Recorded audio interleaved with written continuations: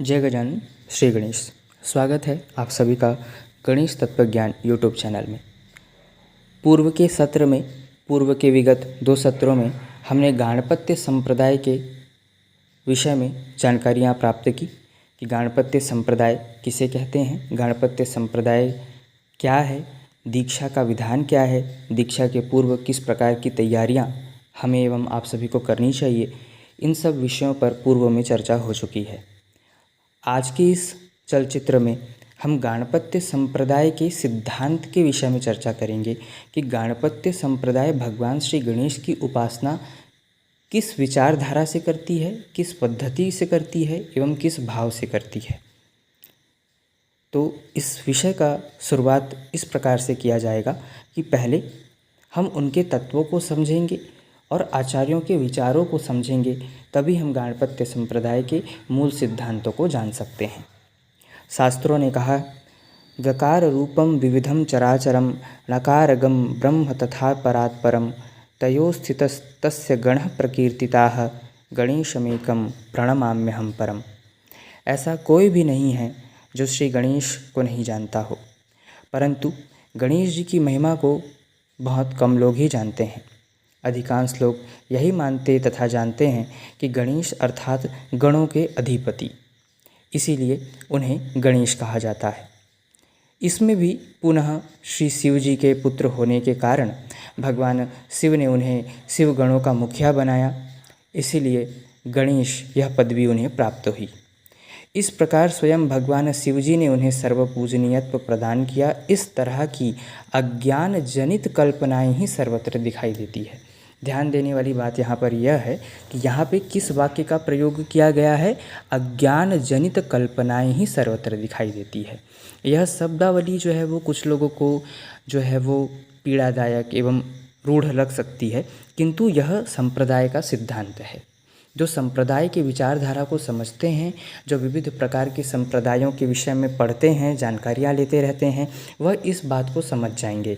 किंतु जो इस विषय में कच्चे हैं अथवा जिन्हें संप्रदाय क्या होती है, संप्रदाय की मूल विचारधारा क्या होती है, जो यह नहीं जानते हैं, उन्हें इस प्रकार की वाक्य चुभ सकती है। किंतु यहाँ पर जो है वह हमें सिद्धांत को समझना है। इसीलिए हमें हर प्रकार के विषयों को यहाँ पर सुनना पड़ेगा। तो यहाँ पर ये कहा गया है कि इस तरह की अज्ञान जनित कल्पनाएं ही सर्वत्र दिखाई देती है। तो इस प्रकार के कठोर शब्द का प्रयोग यहाँ पर क्यों किया गया है? क्योंकि यहाँ पे संप्रदाय की निष्ठापरक व्याख्या को हमें लोगों के समक्ष रखना है और यहाँ पर यह बताना है कि जो लोकाचार में जो श्री गणेश को केवल शिवपुत्र एवं पार्वती पुत्र मानने की जो विधान है, जो विचारधारा है, उससे ऊपर उठकर श्री गणेश कौन है, उनका तत्व क्या है, यह बताने के लिए इस प्रकार की शब्दावली का यहाँ पर प्रयोग किया गया है। वस्तुतः उपयुक्त श्लोक भगवान श्री शिव ने ही देवी गंगा को सुनाया है। गणेश अभिधान का अर्थ स्वयं भगवान श्री शिव ने ही प्रस्तुत किया है। समूचा विश्व 2 प्रकार का है, चर तथा अचर, स्थूल एवं सूक्ष्म एवं कारण स्वरूप त्रिविध विश्व, जो कि नाशोत्पत्ति से युक्त पग पग पर परिवर्तित होने वाला है, इसीलिए उसे चर कहा गया है।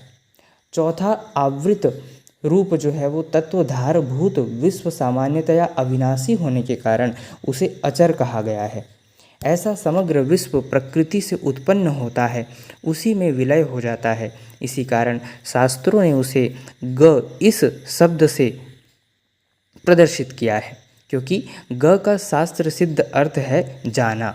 इसी प्रकार विश्व के आधारभूत नानाविध ब्रह्म को णकार रूप कहा गया है। ण पद का अर्थ है शून्य।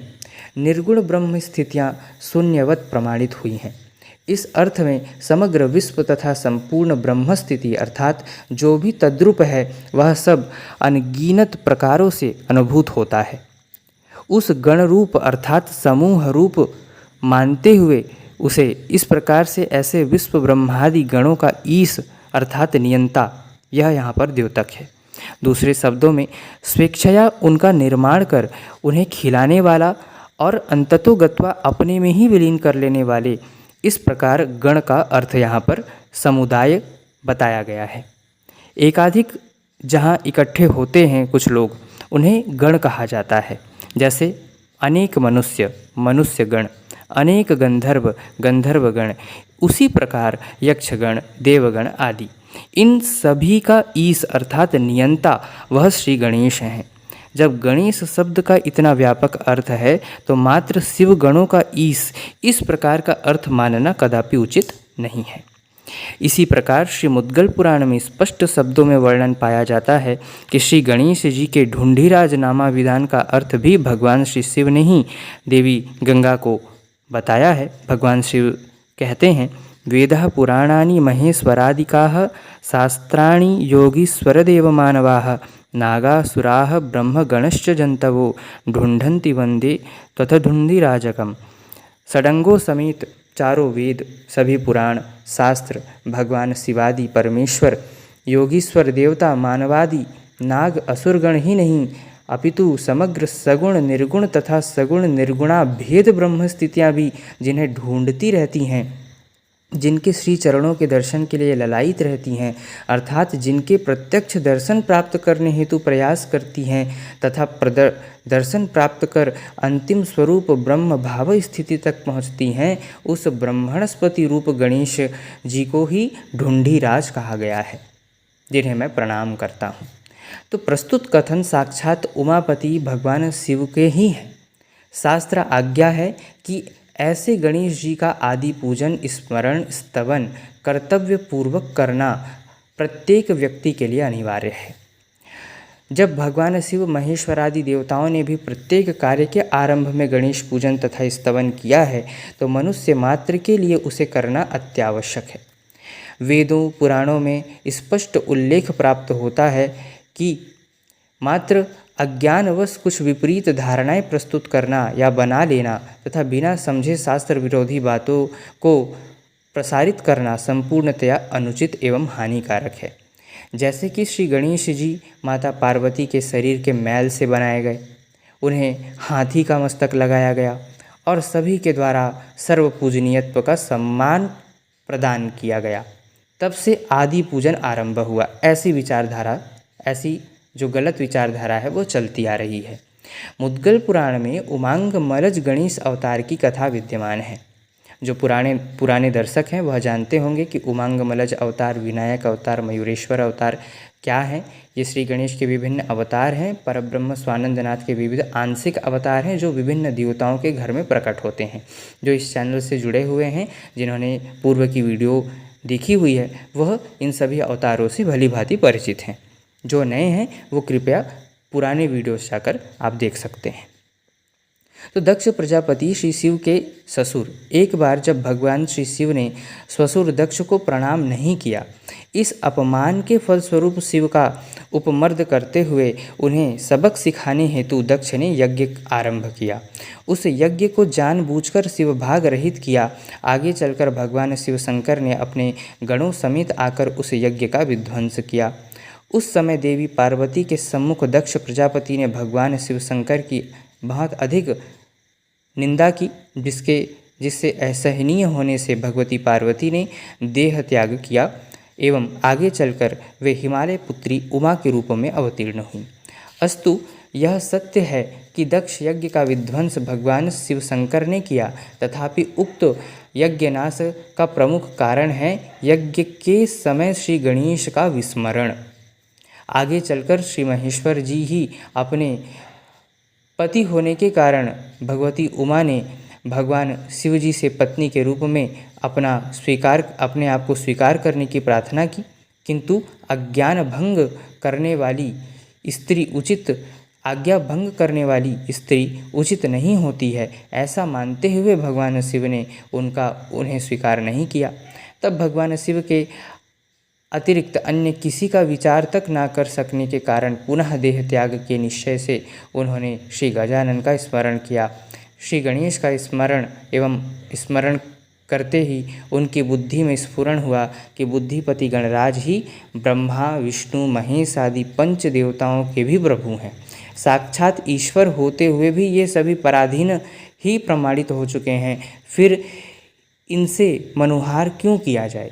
इनकी अपेक्षा श्री बुद्धिपति की शरण में जाना अधिक उचित है। इस प्रकार सोचकर भगवती उमा पार्वती ने पार्थिव गणेश व्रत अनुष्ठान तथा श्री गणेश जी की कठोर आराधना की। आगे चलकर गणेश आराधना के परिणाम स्वरूप फलस्वरूप भगवान शिव की मति अनुकूल हो गई। वे स्वयं भगवती पार्वती के पास आए एवं उन्होंने उनका पत्नी के रूप में उन्हें स्वीकार किया। तब उमा की कठोर तपश्चरण को देखकर भगवान शिव ने उनसे कहा कि हे उमा, कठोर तपस्या से तुम्हारा शरीर कितना मलिन हुआ है। मैं तुम्हें आशीर्वाद देता हूँ कि तुम्हारे शरीर की मैल सर्व पूजनीय बनेगी।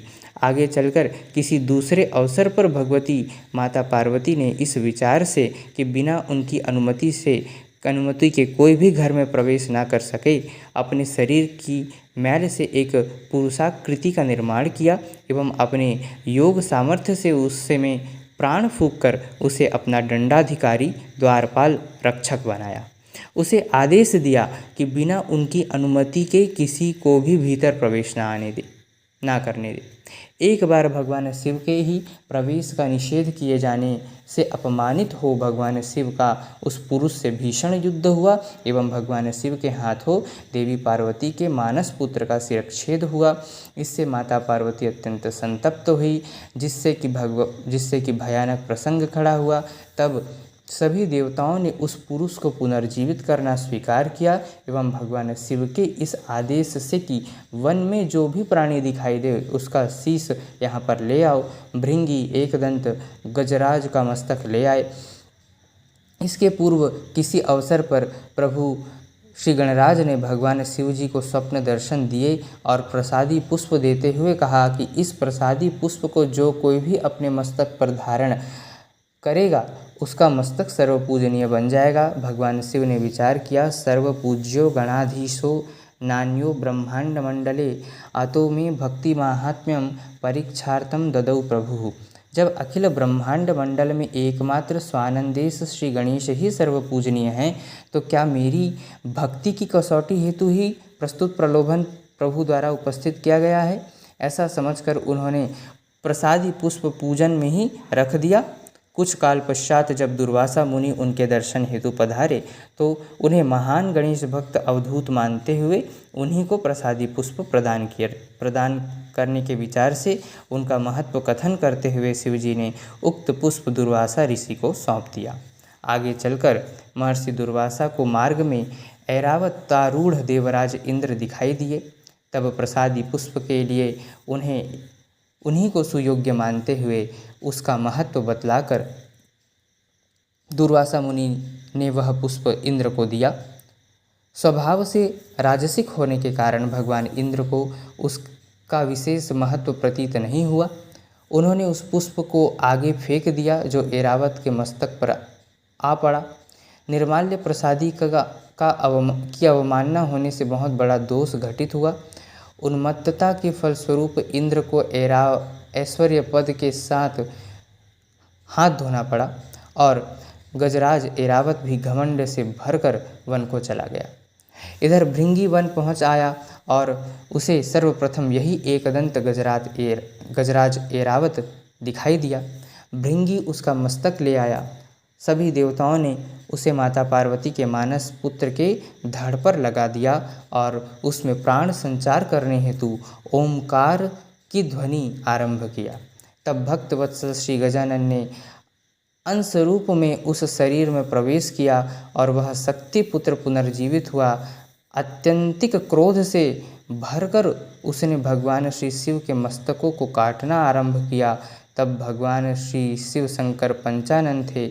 उनके 4 मस्तकों का छेदन होने के पश्चात सभी देवतादिक अत्यंत भयभीत एवं चिंताक्रांत हुए।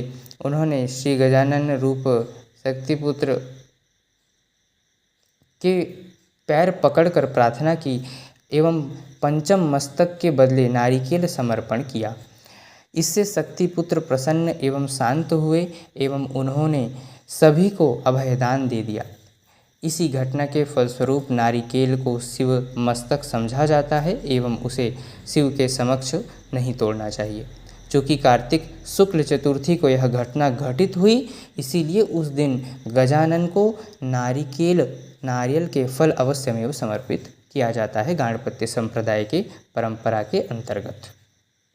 अस्तु, तो इस शिव पार्वती पुत्र श्री गजानन का जो अंशावतार हुआ वही उमांगमलज अवतार कहलाता है। इसका प्रमुख कारण यही है कि प्रसादी पुष्प तथा अपने भक्त द्वारा प्रदत्त आशीर्वाद को सत्य प्रमाणित करने हेतु श्री गजानन को इस रूप में अंशावतार धारण करना पड़ा। यह जो प्रस्तुत कथा है वह मुद्गल पुराण में ग्रंथित है। स्वानंदवासी मयूरेश परमात्मा किसी के पुत्र नहीं, प्रयुक्त उसका एक कालांश अवतार है। मात्र शिवपुत्र के रूप में ही नहीं, अपितु भिन्न भिन्न अवसर पर श्री गणराज प्रभु ने श्री विष्णु शिवादि देवताओं के घर ही नहीं बल्कि मानव तथा दैत्यों के घर पर भी उनकी भक्ति के फलस्वरूप कालांश अवतार ग्रहण किया है। यही कारण है कि जो कि उन्हें शिवपुत्र, पार्वती नंदन, विष्णुपुत्र, सूर्यपुत्र आदि अनेक अभिधानों से अवतार के रूपों में संबोधित किया जाता है। इसका यही तात्पर्य है कि अपने मूल रूप में स्वानंदनाथ पर ब्रह्म परमात्मा किसी के पुत्र नहीं है। ब्रह्मांड पुराण में उनका वर्णन इन शब्दों में प्राप्त होता है। ओमकार रूप भगवान यो वेदादि प्रतिष्ठितः। अपने मूल रूप में भगवान श्री गणेश सर्वादि पूजनीय सर्वपूजनीय ब्रह्मणाम ब्रह्मणस्पति हैं। किसी के द्वारा उन्हें सर्वपूजनीयत्व प्रदान करने का कोई प्रश्न ही नहीं उभरता। हाँ, मात्र पुत्र भाव से आशीर्वाद आदि ग्रहण करना, बस इतना ही यहाँ पर मान्य होगा। महेश्वरादि सभी देवताओं ने विघ्न काल में श्री गणेश जी की आराधना करते हुए सामर्थ्य की प्राप्ति कर ली एवं कतिपय स्थानों पर श्री गणेश जी की स्थापना की है। परिणामतया वहाँ श्री गणेश के तीर्थ स्थान निर्मित हुए। मधुकैटभ नामक दैत्यों के विनाश के लिए सामर्थ्य प्राप्ति के उद्देश्य से भगवान विष्णु ने सिद्धटेक नामक स्थान पर तपस्या किया एवं श्री गणेश जी को प्रसन्न करते हुए दैत्यों का विनाश किया। उक्त सिद्धटेक स्थान विष्णु स्थापित श्री गणेश तीर्थ स्थान बना। दैत्य त्रिपुरासुर के विनाश के लिए भगवान श्री शिव ने महागणपति क्षेत्र, जो कि आज महाराष्ट्र प्रांत में रांजणगांव नामक स्थान है, वहाँ पर उन्होंने श्री गणेश की आराधना की एवं श्री गणेश की कृपा से, उनके कृपा के परिणाम स्वरूप दैत्य का विनाश करते हुए वहाँ श्री गणेश जी की विग्रह स्थापित किया। गौतम ऋषि के अभिशाप से मुक्त होने के लिए इंद्रदेव ने कदम्ब नामक क्षेत्र में श्री गणेश की आराधना की। इंद्र स्थापित श्री गणेश की विग्रह चिंतामणि के नाम से आज भी वहाँ पर विद्यमान है। श्री ब्रह्मा जी ने सृष्टि सामर्थ्य प्राप्ति हेतु थेउर नामक ग्राम में श्री गणेश आराधना किया। तारकासुर दैत्य देवताओं के लिए अत्यंत उत्पीड़क प्रमाणित हुआ था। शिवपुत्र स्कंद के हाथों उसका विनाश होना विधि लिखित था। तथापि बिना गणेश स्मरण के युद्ध करने से तारकासुर के द्वारा स्कंद का पराभव हुआ। तब देवताओं के गुरुओं ने उन्हें समझाया कि यद्यपि यह सत्य है कि तुम्हारे ही हाथों से इस दैत्य का विनाश होने वाला है, तथापि श्री गणेश की कृपा के अभाव में यह होना संभव नहीं है। तब स्कंद ने एलापुर, जिसे हम अजंता एलोरा की गुफाएं के नाम से जानते हैं, वहाँ पर जाकर श्री गणेश की कठोर आराधना की तथा लक्ष्य विनायक नामक श्री गणेश के विग्रह की वहाँ पर उन्होंने स्थापना की और उनकी कृपा से ही भगवान कार्तिकेय ने तारकासुर का वध किया। भगवान श्री रामचंद्र ने हम्पी में श्री गणेश आराधना करते हुए हेरंब नामक श्री गणेश की विग्रह की स्थापना की। सूर्यपुत्र शनिदेव ने पिता सूर्य से गणेश उपासना प्राप्त करते हुए शाप विमोचन के लिए तथा श्री अवधूत दत्तात्रेय भगवान ने शांति प्राप्ति हेतु राक्षस भुवन नामक स्थान में श्री गणेश आराधना करते हुए विज्ञान गणेश तीर्थ स्थान की स्थापना की। संसार में कोई भी देवी देवता नहीं है जिसने श्री गणेश की आराधना ना की हो। भगवान श्री कृष्ण द्वारा भी पुष्टिपति स्वरूप में भगवान श्री गणेश की आराधना उन्होंने वहाँ पर की है। सत्य विनायक व्रत अनुष्ठान भी उन्होंने किया है, जो कि सर्वश्रुत है। सभी देवताओं ने गणेश आराधन अवश्य किया है, लेकिन उनकी भक्तों द्वारा दुराभिमानवश श्री गणेश स्तवन ना किया जाना उन्हीं को पसंद नहीं आता एवं संबंधित देवता अपने भक्त से अप्रसन्न नहीं होते हैं। दैत्यराज बलि महान विष्णु भक्त थे। उन्होंने 100 अश्वमेध यज्ञों का संकल्प करते हुए यज्ञ आरंभ किया, किंतु जानबूझकर श्री गणेश स्मरण करना उन्होंने टाल दिया था। उसके गुरु शुक्राचार्य ने उन्हें बार बार गणेश स्मरण करने को कहा, किंतु इससे अपने इष्ट देवता को न्यूनता प्राप्त होगी, इस विचार से उन्होंने जानबूझकर गणेश स्मरण एवं पूजन नहीं किया। परिणामतया विघ्न निर्माण हुआ। चिंतित होकर इंद्रदेव ने भगवान विष्णु से बलि के यज्ञ का विनाश करने की प्रार्थना की। उनकी प्रार्थना को स्वीकार करते हुए भगवान श्री विष्णु ने अपने ही भक्त के यज्ञ को रोकने के लिए वामना अवतार धारण किया एवं यज्ञ के विनाश की सामर्थ्य प्राप्त करने के लिए अदोष नामक क्षेत्र में वक्रतुंड गणेश की तपस्या की एवं सामर्थ्य प्राप्त किया। तत्पश्चात यज्ञ स्थान पर जाकर त्रिपाद भूमि की याचना की एवं यज्ञ रुक गया।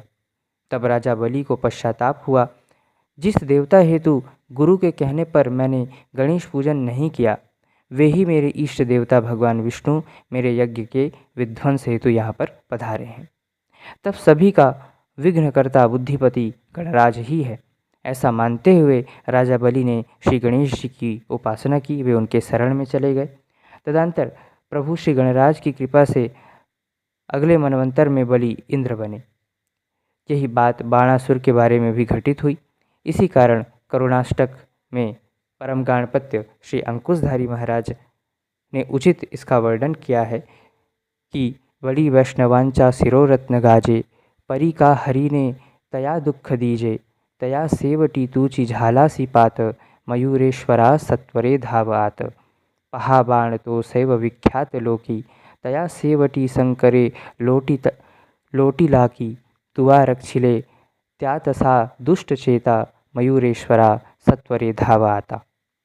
अर्थात राजा बलि मूर्धन्य वैष्णव के रूप में विख्यात हैं, फिर भी उन्हें साक्षात श्री हरि ने, भगवान विष्णु ने ही क्यों उन्हें दुख दिया और उनके यज्ञ को विध्वंसित किया।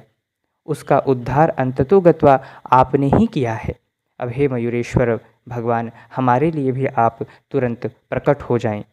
बाणासुर भी संसार में श्रेष्ठ शैव शिव भक्त के रूप में प्रसिद्ध था, लेकिन स्वयं शिव जी ने ही उसे दुत्कार दिया। ऐसे दुष्ट बुद्धि की भी आपने ही रक्षा की, इसीलिए हे भगवान मयूरेश्वर, अब अविलंब आप आ जाएं। अस्तु, सभी देवी देवता तथा महान संतों ने भी श्री गणेश की स्तुति से ही अखंड शांति प्राप्त की है, लेकिन वेदों पुराणों में कहीं भी वर्णन प्राप्त नहीं होता कि श्री गणेश ने किसी देवता की स्तुति की हो अथवा स्थापना की हो। ऐसा होना संभव भी नहीं है, क्योंकि विघ्नहर चिंतामणि जो स्वयं विनायक परमात्मा हैं, उनके लिए किसी की शरण में जाना या किसी से त्राण पाना की कोई आवश्यकता नहीं है। तथापि कुछ अज्ञानी लोग अकारण ही द्वेषमूलक कथाओं को विपरीत रूप से प्रसारित करने का प्रयास करते हैं। एक स्थान पर ऐसे ही अज्ञानमूलक कथा हमें सुनाई देती है कि श्री गणेश ने रावण के घर पशुचरण किया एवं शिवलिंग की स्थापना की। वस्तुतः यथार्थ कथा एवं पुराण में निहित संपूर्ण ज्ञान को बिना समझे अधूरी बातें प्रकाशित करना अयोग्य है। अस्तु, इस प्रकार आज हम लोगों ने गाणपत्य संप्रदाय के मूल सिद्धांत के विषय में चर्चा की है। आगे भी गाणपत्य संप्रदाय के सिद्धांत एवं गाणपत्य संप्रदाय के विषय में चर्चा हम करते रहेंगे। तब तक के लिए जय गजानन, श्री गणेश।